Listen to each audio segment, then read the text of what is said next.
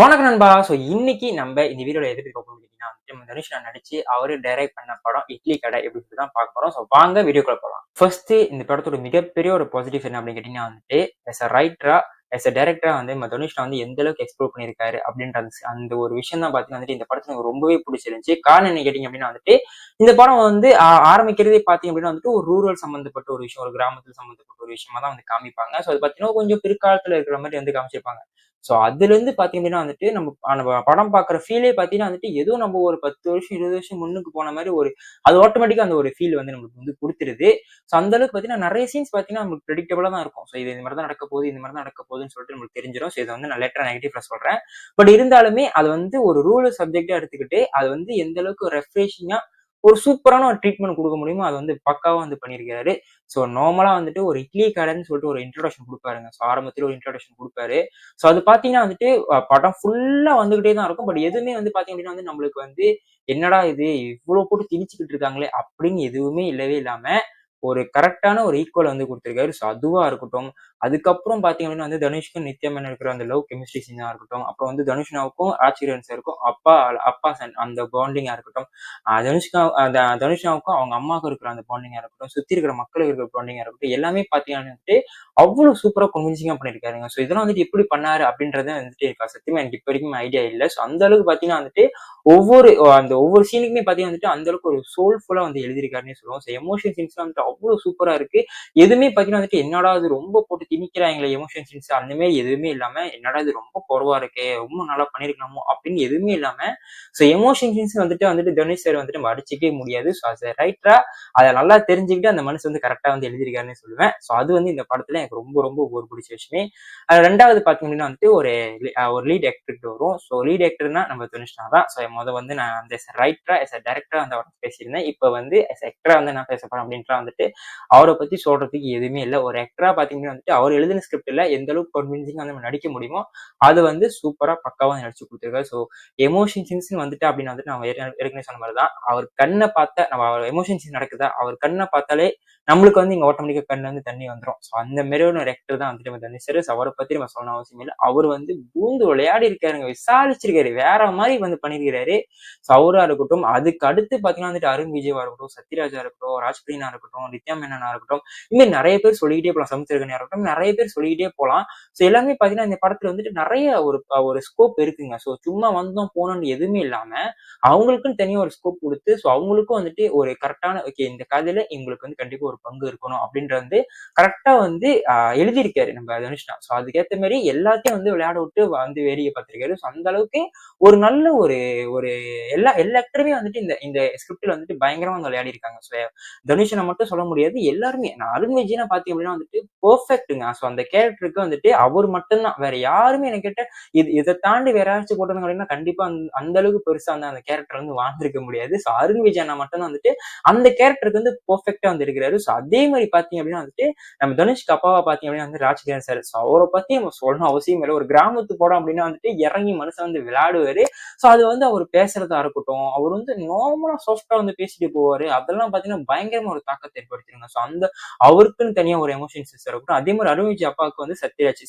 அவருக்கு தனியா ஒரு மகனா எந்த அளவுக்கு ஒரு அவர் ஒரு ரிச் மேனு. அவர் ஒரு மகனா அவருக்கு ஒரு அப்பாவை ஒரு மகன் இப்படிலாம் பண்றானே அப்படின்ற ஒரு ஒரு ஒரு ஒரு கவலை எப்படி இருக்கும்னு சொல்லிட்டு அழகா கன்வே பண்ணிருக்காரு. அவங்களா இருக்கட்டும், நித்யா மேனனா இருக்கட்டும், எல்லாமே பெர்ஃபெக்டா இந்த படத்துல சூப்பரா பண்ணி கொடுத்துருக்காங்க.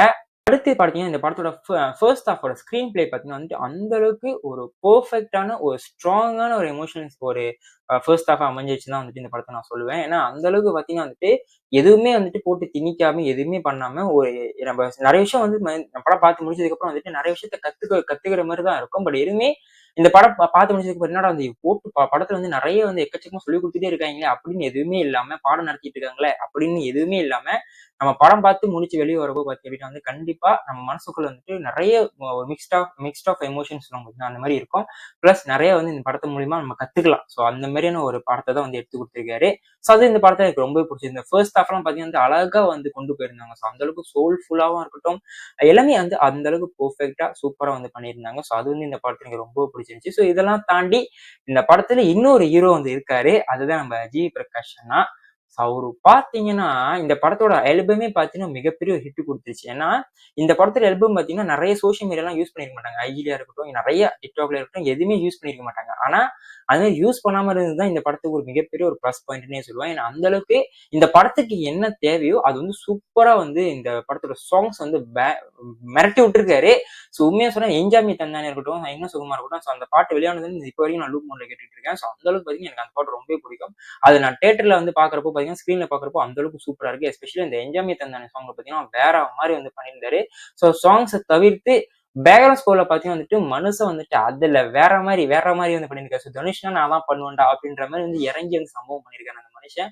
ஸோ ஒவ்வொரு மியூசிக்குமே பாத்தீங்கன்னா வந்து சும்மா ரிப்பீட்டிவ் மியூசிக் எதுவுமே போடாம அந்த அந்த சீனுக்கு வந்து எந்த அளவுக்கு வந்து ஒரு சோல்ஃபுல் வந்து கொண்டு வரணும், அந்த மாதிரி அந்த ஒரு சீனை எந்த அளவுக்கு வந்து ஒரு எங்கேஜிங்கா வந்து கொண்டு போக முடியுமோ, எந்த அளவுக்கு எலிவேட் பண்ண முடியுமோ, அது வந்து நம்ம கரெக்டா வேலை பார்த்தது நம்ம ஜிவிபி தான். ஸோ எந்தெந்த சீனுக்கு வந்து பேக்ரவுண்ட் ஸ்கோர் தேவை, எந்தெந்த சீனுக்கு பேக்ரவுண்ட் ஸ்கோர் தேவைன்னு கரெக்டா புரிஞ்சு வச்சு நிறைய இடத்துல பாத்தீங்கன்னா பேக்ரவுண்ட் ஸ்கோர் போட்டிருக்க மாட்டேன். பட் அதெல்லாம் வந்து சூப்பராகவே இருந்துச்சு. நிறைய இடத்துல பேக்ரவுண்ட் ஸ்கோர் போட்டிருப்பாரு. அது வந்து அந்த நேரத்துக்கு பேக்ரவுண்ட் ஸ்கோர் தேவை. ஸோ அது வந்து ப்ராப்பரா வந்து போட்டிருக்காரு. ஸோ அதுதான் நம்ம இந்த படத்தை பொறுத்த வரைக்கும் எனக்கு பாசிட்டிவா பட்ட விஷயமே. ஸோ இந்த படத்துல அப்படி என்னதான்ப்பா பிரச்சனை அப்படின்னு கேட்டீங்கன்னா, நான் ஏற்கனவே சொன்ன மாதிரி தான். ஸோ இந்த படத்துல நிறைய சீன்ஸ் வந்து ரெஃப்ரெஷிங்கா இருந்தாலுமே நம்மளுக்கே ஆட்டோமேட்டிக்கா வந்து தெரிஞ்சு போகுது. ஓகே இது மாதிரி தான் நடக்க போகுது, இந்த மாதிரி தான் நடக்க போகுதுன்னு சொல்லிட்டு நிறைய விஷயம் வந்து ப்ரெடிக்டபிளா வந்து இருந்துச்சு. ஸோ அது வந்து கொஞ்சம் வந்து பெட்டரா பண்ணிருக்கலாமோ அப்படின்ற ஒரு விஷயம் வந்து எனக்கு வந்து பர்சனலா வந்து தோணுச்சு. என்னதான் ரெஃப்ரெஷிங்கா காட்டினாலுமே, என்னதான் ட்ரீட்மெண்டா காமிச்சாலுமே, வேற மாதிரி ட்ரீட்மெண்ட்ல காமிச்சாலுமே, அது வந்து எண்ட் ஆஃப் தி டே வந்துட்டு ஒரே மாதிரி ஒரு பாயிண்ட்ல தான் வந்து நிக்க போகுது. ஸோ அப்படின்றது வந்துட்டு கொஞ்சம் பெட்டரா வந்து பண்ணிருக்கலாம் அப்படின்றது ஒரு விஷயம் இருந்துச்சு. அது வந்து ஃபர்ஸ்ட் நெகட்டிவ்.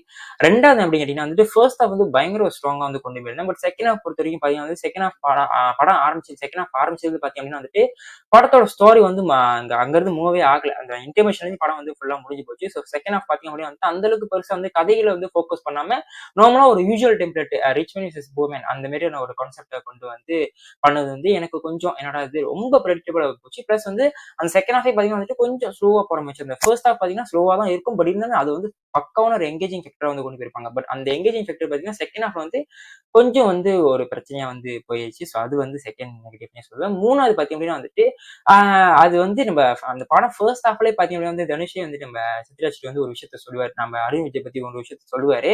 அது வந்து அப்பயே பண்ணிருந்தா அப்படின்னா அந்த படம் வந்து அங்கேயே வந்து முடிஞ்சு போயிருக்கும். ஸோ அது வந்து எங்கேயோ இழுத்து வந்து கொண்டு வந்து செகண்ட் ஹாஃப் வந்து பண்ணது வந்துட்டு இது வந்து அப்பயே பண்ணிருக்கலாமாடா, ஏன் வந்து இப்ப பண்றீங்க, இப்ப பண்ணா வந்து அது முன்னாடி பண்ணியிருந்தா படம் வந்து அப்படியே முடிஞ்சு போயிருக்கும். ஸோ அதுதான். ஸோ அது வந்து கண்கூட வந்து பார்க்க முடியுது. ஸோ அது வந்து நானே வந்து பட்டையில பாக்குறப்போ இது வந்து அப்பயே பண்ணிருக்கலாம், ஏன் வந்துட்டு இப்படி பண்றாங்கன்னு சொல்லிட்டு வந்து கொஞ்சம் பெட்டரா வந்து பண்ணிருக்கலாமோ அப்படின்ற விஷயம் வந்து எனக்கு தோணுச்சு. ஸோ அதான் செகண்ட் ஹாஃப் இன்னும் கொஞ்சம் பெட்டரா பண்ணிருக்கலாம். அந்த ஒரு விஷயம் தான் வந்து எனக்கு பர்சனலா வந்து எனக்கு பட்ட ஒரு விஷயமே. ஸோ இவ்வளவுதான் நம்ம என்னை பொறுத்த வரைக்கும் பாசிட்டிவ் அண்ட் நெகட்டிவ் பட்ட விஷயமே. ஸோ நீங்க ஒன்றும் இந்த படத்தை பார்க்கல அப்படின்னா வந்துட்டு தாராளமா ஃபேமிலியோட என்ஜாய் பண்ணி கண்டிப்பா படத்தை போய் பார்க்கலாம். ஸோ எதுவுமே வந்துட்டு அடல்ட் கண்டென்ட் எதுவுமே கிடையாதுங்க. போய் திருப்தியா போய் ஒரு படத்தை பார்த்துட்டு வர அளவுக்கு வந்து ஒரு பயங்கரமான ஒரு சாட்டிஸ்ஃபேக்ஷன் கொடுக்க வேண்டிய ஒரு படம் தான் வந்துட்டு இந்த படம். ஒரு எமோஷனலி பார்த்தீங்கன்னா வந்துட்டு பயங்கரமா வந்து எமோஷன் பண்ணுங்க. எதுவுமே இந்த படம் பார்த்து முடிச்சதுக்கு அப்புறம் கண்டிப்பா நான் சொன்ன மாதிரி ஒரு மிக்ஸ்ட் ஆஃப் எமோஷன்ஸ் வந்து கண்டிப்பா இருக்கும். ஸோ நீங்க வந்து இந்த படத்தை வந்து எமோஷன்ஸா எடுத்துக்கலாம், ஃபன்னா எடுத்துக்கலாம், இல்ல இந்த படத்தை நான் ஏதாச்சும் கத்துக்க போறேன்னா அதையும் நீங்க கத்துக்கலாம், என்டர்டைன்மெண்ட்னா இருக்குன்னா அதையும் எடுத்துக்கலாம். ஸோ அது மாதிரி நிறைய மிக்ஸ் ஆஃப் எமோஷன்ஸ் இந்த படத்தை வந்து இருக்குது. ஸோ கண்டிப்பா படம் பார்த்து முடிச்சு வெளியே வர நம்ம ஃபேமிலி ஆடியன்ஸ் வந்து கண்டிப்பா அந்த படம் வந்துட்டு ஒன் ஆஃப் த பெஸ்ட் ஃபிலிமா இருக்கும். அவ்வளவுதான் நம்ம